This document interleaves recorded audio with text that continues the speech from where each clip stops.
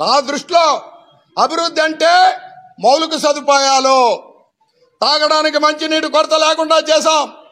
మీ హయాంలో 5 రోజులకు ఒక రోజు కొలాయిస్తే ఈ రోజు విడిచి రోజు కొలాయిస్తున్నాం. వేలాది కొలాయిలు, కొత్త కొలాయిలు వేసాం.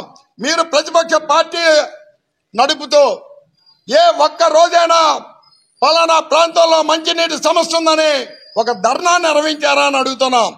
ప్రతిపక్ష పార్టీ హోదాలో ఒక్కసారి ఒక ప్రాంతంలో మంచినీటి సమస్య ఉందని వేలెత్తి చూపించలేపారని మీ నాయకులకు చెప్తూ, ఇంకా అభివృద్ధి అంటే రోడ్లు, అభివృద్ధి అంటే కాలువలు, లైటింగ్, ఇవన్నీ కూడా మేము చేశాం. దీనితో పాటు ఈ పట్టణాన్ని సుందరీకరణ చేశాము. ఎవరో లోకేష్ చెప్పించడం ఏంటి? వాస్తవాలు ఉంటే మీరు చెప్పండి, ఆ వాస్తవాలు ఉంటే మేము ఒప్పుకుంటాం. ఈ స్థాయిలో రాజకీయాలు చేసినప్పుడు మనిషి చిత్తశుద్ధితో ఉండాలి.